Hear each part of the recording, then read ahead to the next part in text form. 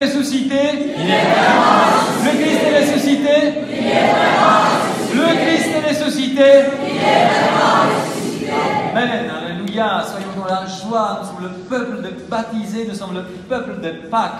Pas seulement le baptisé des Pâques qui sont là, mais nous tous, nous sommes le peuple chrétien, ce sont le peuple de Pâques tout d'abord. Donc nous portons en nous la mort de Jésus, mais aussi sa résurrection, sa puissance, sa lumière, sa joie. C'est dommage que ça ne se voit pas plus souvent que ça. Mais en tout cas, le Seigneur, nous sommes en chemin. En chemin. Amen ou pas amen? Amen. Aujourd'hui, donc, comme je vous ai dit, c'est un dimanche particulier, plein de joie, plein de lumière, plein de miséricorde, plein de choses qui sont là. C'est à nous de prendre. Vous voyez, le chrétien, ce sont un peuple, une race un peu particulière. Le chrétien, ce sont des gens particuliers parce qu'on a le choix. On est chrétien, baptisé, ouais, je t'ai baptisé, ça fait 50 ans, ça fait 80 ans, c'est bon, c'est bon. Ben non, ça c'est bon, c'est pas bon. On est baptisé, c'est que juste le début. Nous avons le choix, je prends ou je laisse. Et Jésus, ce matin, il nous dit ça. Voilà, il y a la miséricorde devant toi, la lumière qui chasse les ténèbres, l'amour de Dieu qui est devant toi. Il y a tout ce qu'il faut devant toi. Tu prends ou tu laisses? C'est à vous de répondre. Mais en tout cas, dans les 3 lectures aujourd'hui, nous avons quelque chose de formidable. La première chose, c'est que c'est un peu bizarre. Les premières lectures ont été un peu faites de telle manière que c'est un peu en désordre, mais c'est génial quand même. La première lecture nous dit quels sont les effets comme un chrétien, comme des chrétiens reçoivent vraiment Jésus ressuscité dans leur vie. Quels sont les effets? Et la première lecture nous dit que la première communauté des croyants, les tout premiers chrétiens, en fait, ils étaient tellement fervents, ils étaient tellement remplis de lumière du Seigneur que les autres se joignaient à eux. Les autres qui ne croyaient pas en Jésus. Ils étaient tellement enthousiastes, tellement rayonnants que tac, il y a des gens qui se commençaient à se joindre à eux. Et ils étaient tellement remplis de Jésus que, comme on nous dit que Saint-Pierre s'est promené n'importe où dans la ville de Jérusalem et les gens, ils sortaient leurs malades, les malades de leur maison, et les gens qui avaient des problèmes avec les esprits démoniaques, les esprits mauvais, pour que l'ombre de Saint-Pierre puisse les toucher, même pas Saint-Pierre, parce que vous pouvez imaginer la foule qui entourait Saint-Pierre, donc ils ne pouvaient pas prier pour chacun, toucher chacun. Donc, au moins l'ombre, et l'ombre le guérissait. C'est-à-dire que quand quelqu'un prend au sérieux Jésus vivant, ressuscité, il y a des choses réelles qui se passent dans sa vie. Alors peut-être, je ne sais pas si votre ombre va guérir, la mienne va guérir les malades, on voudrait bien, ça sera tellement plus simple. Mais bon, ça ne marche pas toujours. Par contre, que des choses surnaturelles, des vraies choses puissantes se passent dans notre vie, eh oui, ça c'est possible. Ça c'est tout à fait possible. Et si je faisais témoigner certains parmi vous ici, vous serez là, ouais, Dieu a fait ça pour moi, Dieu a touché mon cœur, Dieu j'ai eu des visions. Il y a certains. Voilà, de Jésus. Ça existe. Ça existe, c'est merveilleux. Deuxième chose, c'est que alors, vous allez me dire, oui, mais c'est une science un peu, comme on dit, ésotérique, on ne sait pas comment accéder à ces trucs-là pour être comme ça. Non, ce n'est pas ésotérique, ce n'est pas une science occulte, il n'y a rien de caché. Comme je disais tout à l'heure, tout est devant toi. Tu prends ou tu laisses. Jésus, dans la deuxième lecture, nous avons eu Jésus, c'était une vision de Jésus puissant, ressuscité, glorieux. Même Agathe qui est là devant moi est d'accord avec moi. Elle est toujours d'accord avec moi, incroyable, elle comprend tout. Voilà. Donc,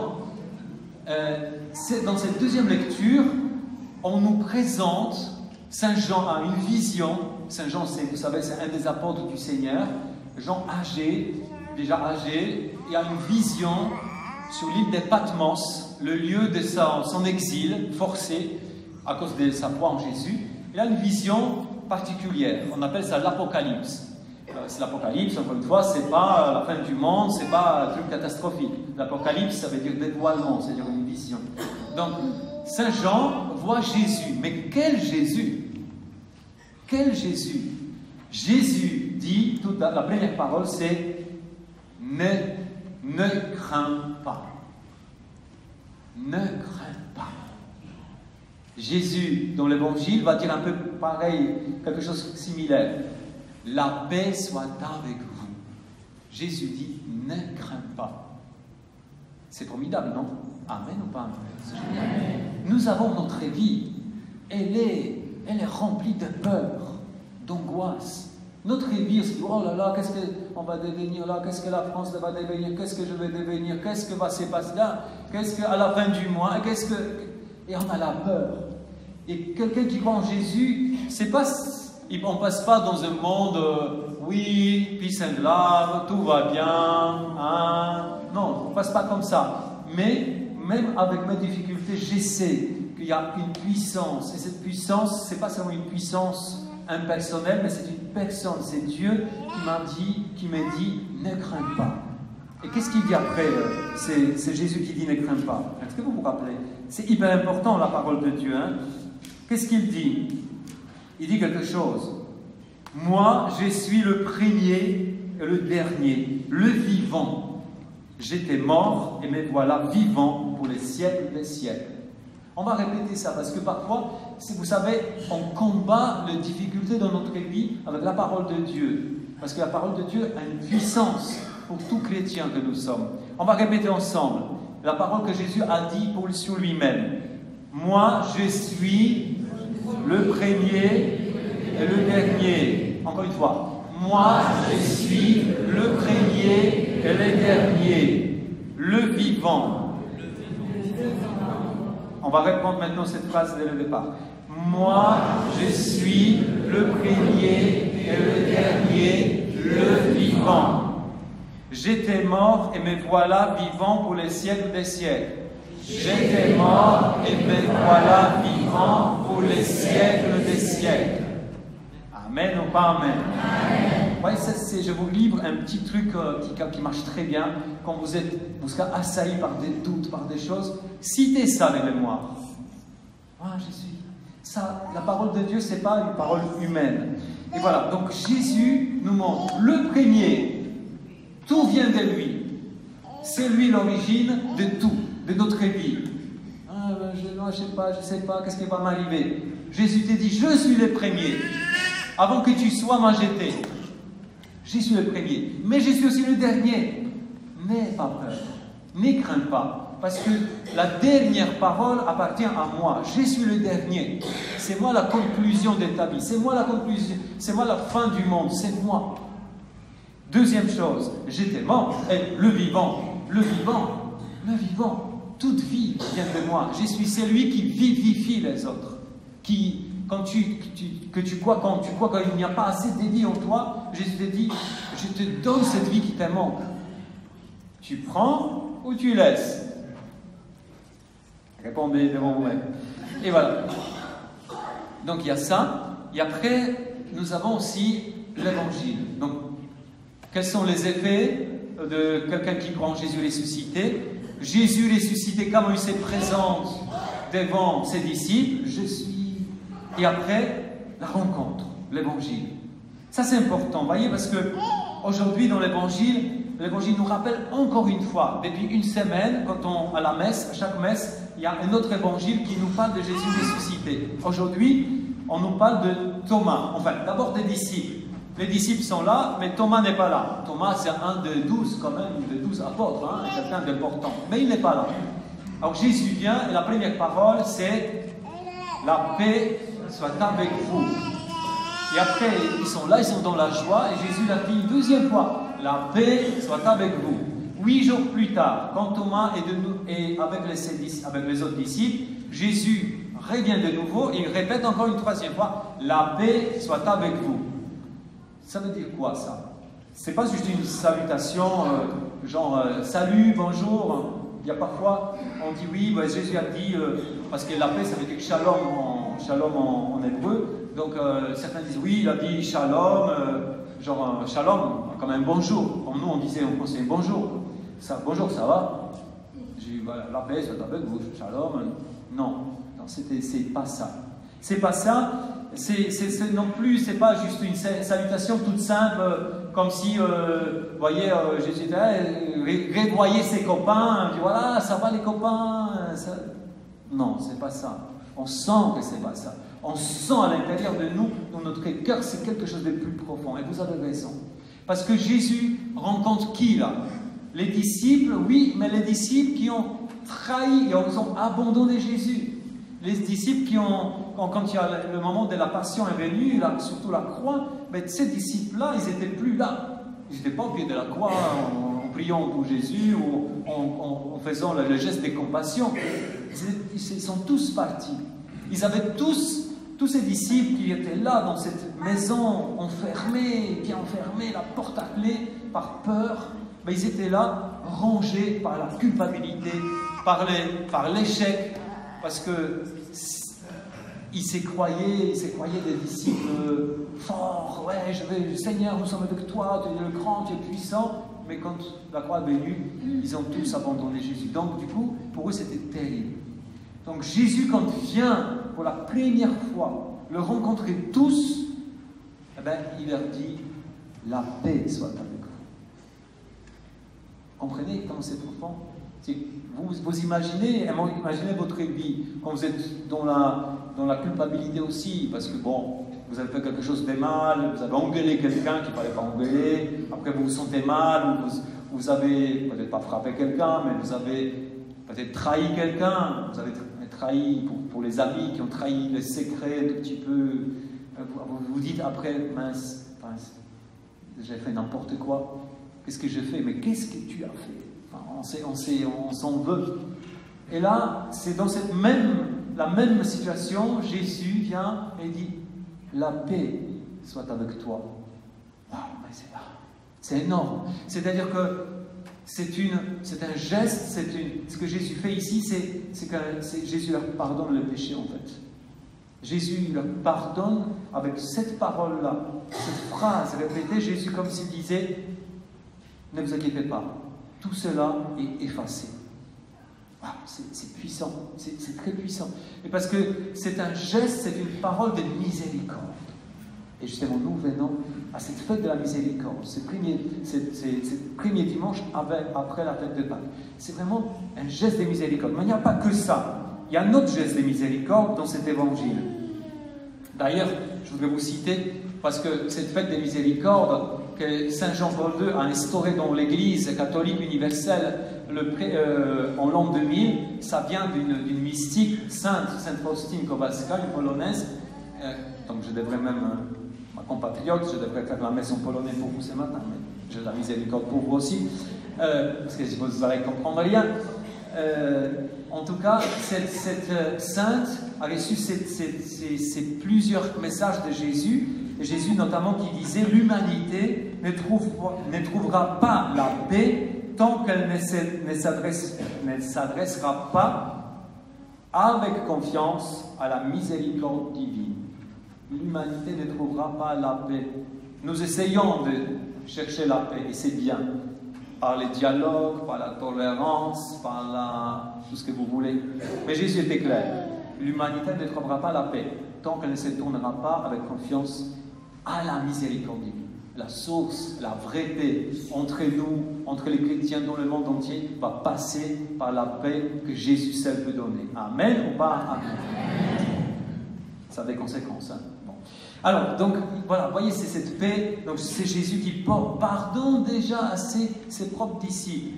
C'est pour ça qu'on dit, ils sont dans la joie. Ils sont là, waouh, c'est Jésus, je suis pardonné, je suis bien maintenant, c'est lui.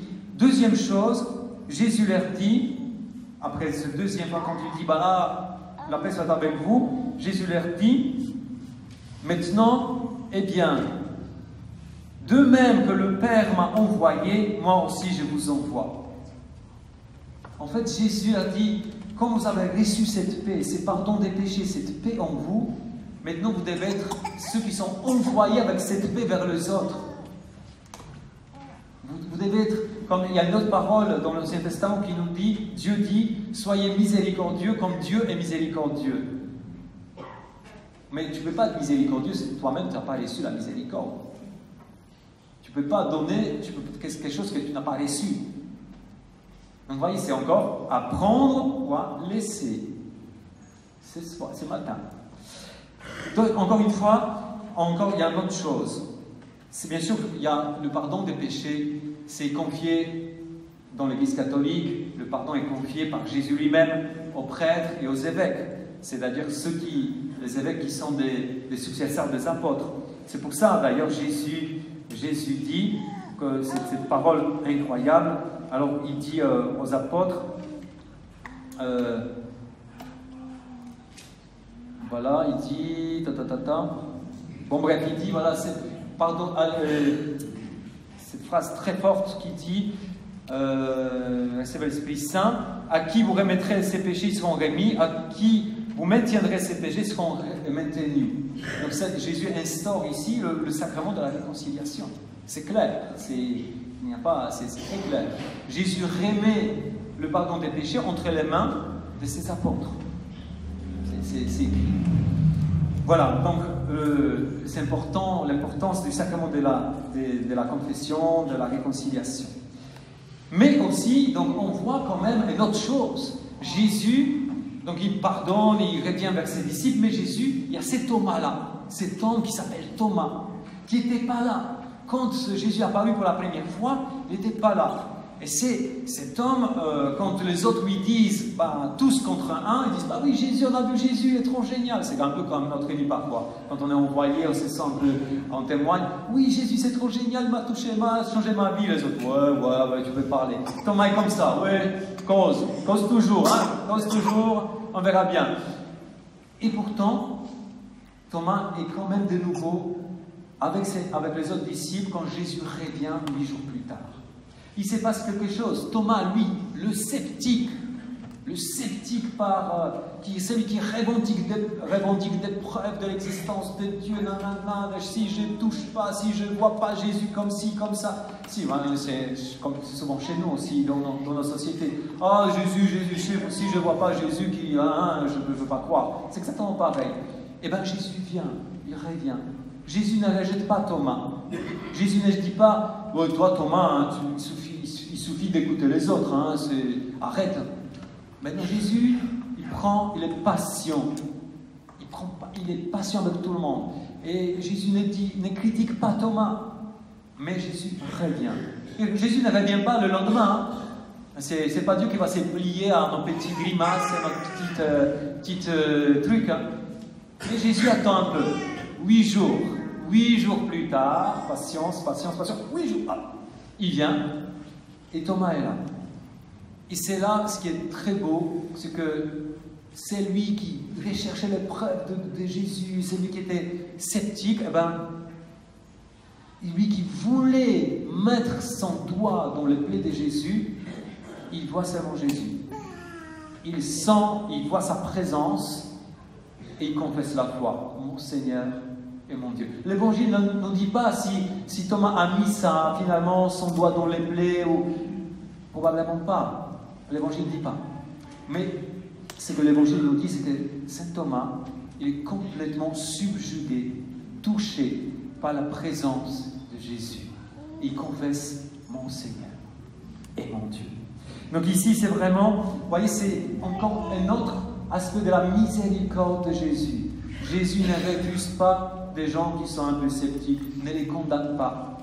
Et il est là, même pour tous ceux qui sont un peu durs envers lui, il attend. Il a préparé aussi des belles choses, des bonnes choses pour ces personnes. Eh bien, c'est très très fort, c'est plein d'espoir. Aujourd'hui, nous fêtons cette miséricorde. Vous savez que Jésus, en parlant à Saint Faustine, il disait une autre phrase. Ma miséricorde est issue de mes entrailles. Je désire qu'elle soit solennellement célébrée le dimanche après Pâques. Nous célébrons aujourd'hui cette miséricorde.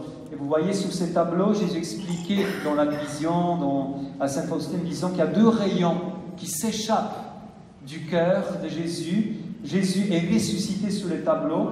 Il y a des plaies de la passion, comme dans l'Évangile aujourd'hui. Il montre, il est vivant, il est glorieux, mais il garde toujours les plaies de sa passion. Et du cœur de Jésus, qui il retire tout petit peu son vêtement, eh bien, il y a deux rayons qui s'échappent. Le rayon pâle, le rayon blanc, le rayon rouge. Ces deux rayons symbolisent deux choses très importantes pour nous. Le rayon rouge, c'est la passion de Jésus, c'est sa croix, c'est son sang qui a coulé pour nous donner le salut, pour nous donner la vie éternelle. Et le rayon blanc, pâle, c'est le rayon qui symbolise l'Esprit Saint et le baptême. Donc aujourd'hui, le Seigneur nous dit, vous prenez ou vous laissez, c'est à vous le choix. Mais ma miséricorde, mon amour, ma vie, ma force, ma lumière est devant vous, devant toi. C'est à toi de prendre cette décision, si tu prends ou pas. Amen. Amen.